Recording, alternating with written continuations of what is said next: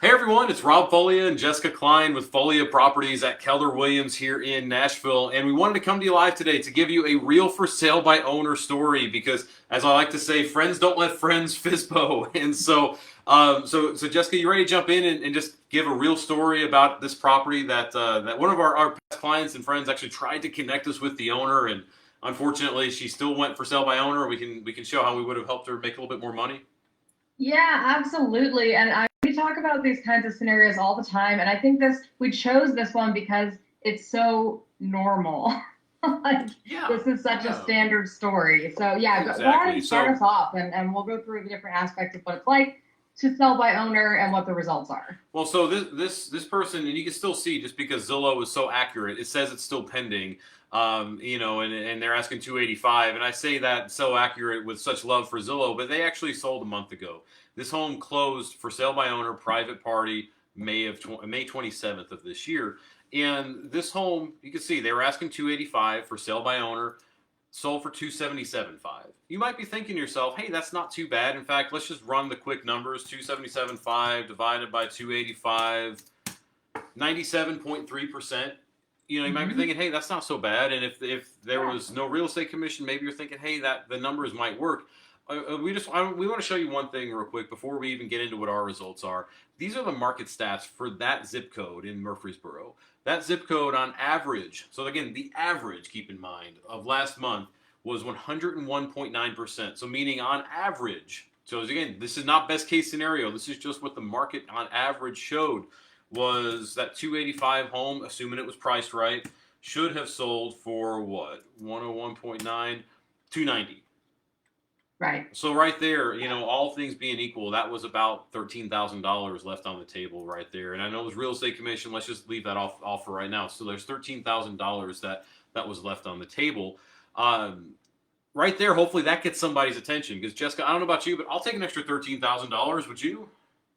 Oh, absolutely. Well, and the other side of the coin is, like, yes, you didn't work with a realtor and you saved $13,000, or not saved, you lost $13,000, but you still had to deal with all the hassle of selling a house and not being familiar with every aspect of that process and working through it every day. I mean, there's Mm-hmm. showings, there's coordinating with title and tracking all the aspects of the contract, making sure paperwork's right, errors and emissions insurance. You're really at risk when you sell by owner, and you're not Yeah. licensed and you don't have all these systems set up and insurance set up and all these things. So anyway, all of that aside, it gets even better. And Jessica, I'm glad you said that because especially, and we don't want to dwell into all the for sale by owner things that are out there, but I'm glad you said that specifically about the errors and omissions insurance because I don't know if I ever actually shared this stat with you, but I've heard it from multiple sources in the past.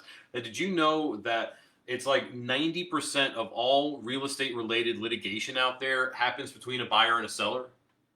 Oh, I believe it. Yeah, Absolutely. and the And vast probably when majority. there's not someone who's representing, it's a non-biased party Mhm. representing each side, because then emotions are really high and all kinds of Well, things. Yeah, I and believe the it. vast majority of those are for sale by owners because real estate agents we have errors and omissions insurance. So if there was something that was omitted from a listing that was of course done so unknowingly, like we didn't know we were omitting it, then our insurance covers us in those instances. But a private seller, a private buyer, they don't have those things, and so that's why there's so much a higher risk of litigation. But anyway, we Right. don't want to go And, into all. and they're more likely to make that mistake just because they don't do this every day.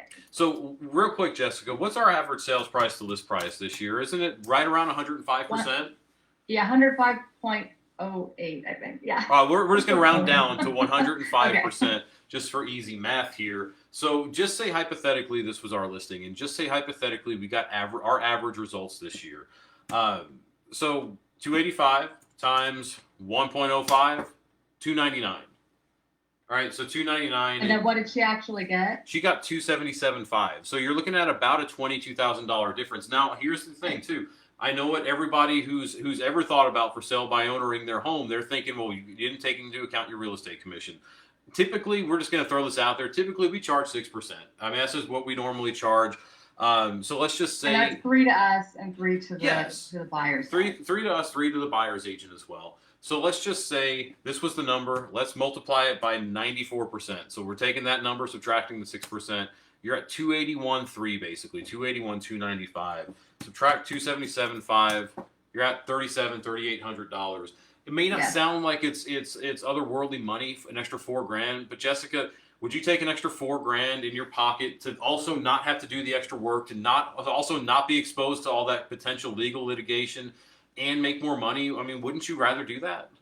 Absolutely. And I'm the perfect person to ask that question of, because a large part of what I do every day for our business is make sure that, from the time we go under contract to the time we close, everything runs smoothly, and to minimize the risk of buyer fallout or whatever else. It's not easy. It's a very complicated role, and especially when you're the one who's buying or selling, it's very high stress and it takes up a lot of time. And so, paying $4,000 to take on more work and effort and energy and just emotional turmoil is not my cup of tea.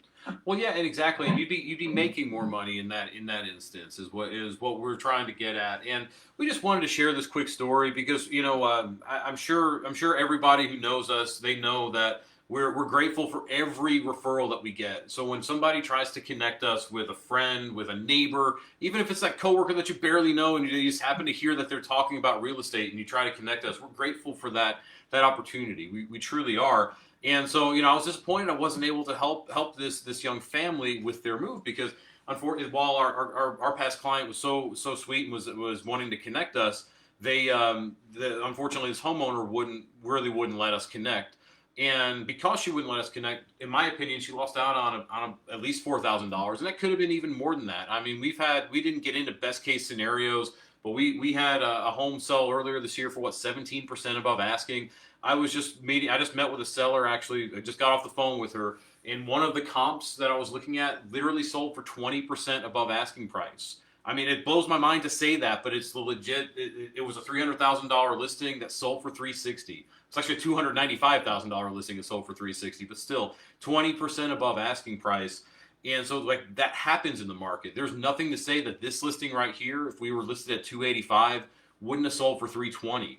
And if it sold for $320,000, then all of a sudden you're not looking at making just an extra $4,000. You're looking at making an extra $24,000.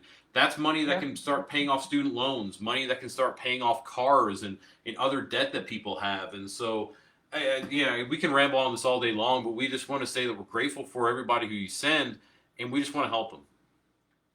Yeah, absolutely. And like you said, when you hear of someone who's thinking about selling by owner, just do your best to connect them with us, because we'll give them this information. It's still completely up to them whether they want to sell on their own or employ us to do it for them. But we just want to make sure that everyone knows what the reality is before they take on that burden. Mm-hmm. Yeah, exactly. Well said there, Jessica, because you're right. There's a lot of work. I am positive that this homeowner put a lot of work and a lot of effort into selling her property, from showing to talking with the lender and talking with the buyer, and the buyers, if they had an agent, their agent, the appraiser, the inspection, all of the above. There's a lot of work that they had to put into getting it done on their end. And they could have passed that work on to us and still made more money. And that's, long story short, what we wanted to get through to everybody here, that we're just here to help. We want to help you make more money. We want to help the people that you know as well. So if you know anybody that at all is thinking about making a move right now, give us a shout. You can, if you're seeing this live on Facebook or the recording on Facebook, you can comment below. You can PM us. If you're seeing this, through your email, just respond to the email, and we'll get back with you that way. Or you can always call us as well. Our number is all over the place: 615-591-5665, and we're happy to help any way we can. Thank you so much, everybody. We'll see you next week. All right, thanks, y'all.